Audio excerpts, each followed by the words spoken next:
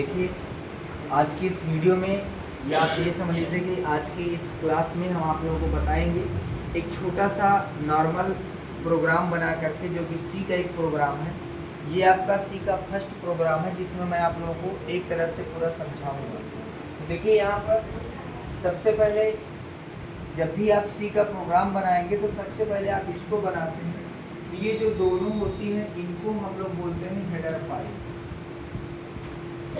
ये दोनों क्या हैं? आपकी हेडर फाइल्स। सबसे पहले कभी भी सी का प्रोग्राम बनाते हैं तो सबसे पहले क्या लिखते हैं हम लोग? हेडर फाइल्स लिखते हैं। हेडर फाइल्स लिखने के बाद आप यहाँ पर वाइड मेन फंक्शन का यूज करते हैं।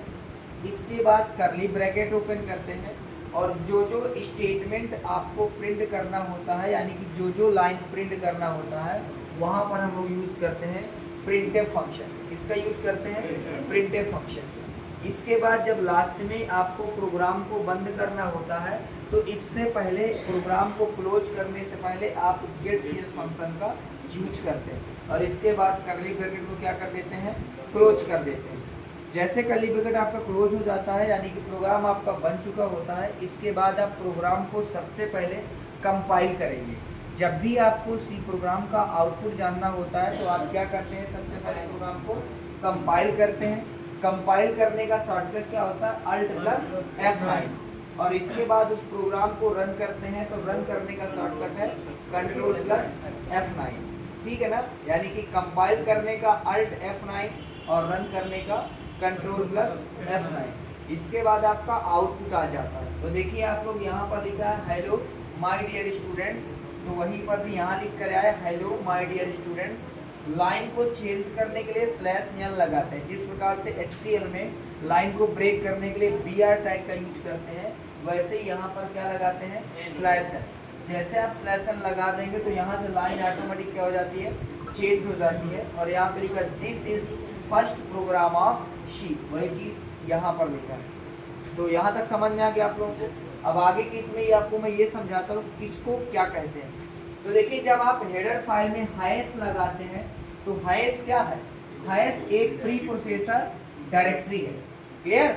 इसके बाद यहाँ पर लिखा है इंक्लूड। इंक्लूड का मतलब होता है जोड़ना, यानी कि सी की एक लाइब्रेरी होती है जहाँ पर बहुत सारे कीवर्ड होते हैं, बहुत सारे फंक्शन होते हैं, बहुत सारे डेटा टाइप्स होते हैं। उनको उस लाइब्रेरी से हमें अपने प्रोग्राम में यदि लिंक करना है, इंक्लूड करना है, जोड़ना है, तो इसके लिए यूज करते हैं इंक्लूड। अब यहाँ पर लिखा हुआ स्टूडियो, तो स्टूडियो का पूरा नाम, studio.h का पूरा नाम होता है standard input output dot header file. और इसके बाद नीचे लिखा हुआ है हैश इंक्लूड conio.h, इसका पूरा नाम होता है console input output dot header files. इसके बाद यहाँ पर जो वाइड है, वाइड क्या है? वाइड एक प्रकार का कीवर्ड होता है और आपके सी प्रोग्रामिंग लैंग्वेज में टोटल 32 कीवर्ड होते हैं। कितने होते हैं?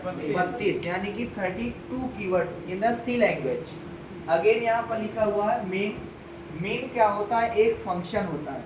और इसके बाद ये लिखा है करली ब्रैकेट ओपन और यहाँ पर लिखा है करली ब्रैकेट क्लोज। यानी कि जो सी का कंपाइलर होता है, तो जब प्रोग्राम को कंपाइल करता है तो मेन फंक्शन से ही क्या करता है? कंपाइल करता है। आपका प्रोग्राम जब भी कंपाइल होता है तो मेन फंक्शन के ओपनिंग करली ब्रैकेट से लेकर के क्लोजिंग करली ब्रैकेट तक प्रोग्राम आपका कंपाइल होता है। इसके पहले का या इसके बाद का प्रोग्राम आपका कंपाइल नहीं होता है। समझ गए ना? तो इसलिए जैसे HTML में बॉडी टैग के अंदर सारा स्टेटमेंट लिखते हैं, वैसे सी प्रोग्रामिंग लैंग्वेज में सारा स्टेटमेंट किसके अंदर लिखते हैं? मेन फंक्शन के करली ब्रैकेट के अंदर। और इसके बाद गेट सीएस फंक्शन का यूज हम इसलिए करते हैं कि यदि हमें आउटपुट विंडो को होल्ड करना है तो इसके लिए यूज करते हैं गेट सीएस। क्योंकि अगर गेट सीएस फंक्शन का यूज नहीं करेंगे तो आपकी एरर नहीं आएगी, ना तो कोई वार्निंग आएगी, बट आपको आउटपुट डिस्प्ले नहीं होगा। तो इस प्रकार से मैंने इस पूरे प्रोग्राम को आप लोगों को समझाया है और उम्मीद करता हूँ आप लोगों को समझ में आ गया होगा। बाकी का जो भी नेक्स्ट क्लास होगी उसमें हम लोग अगला प्रोग्राम देखेंगे। Okay, thank you.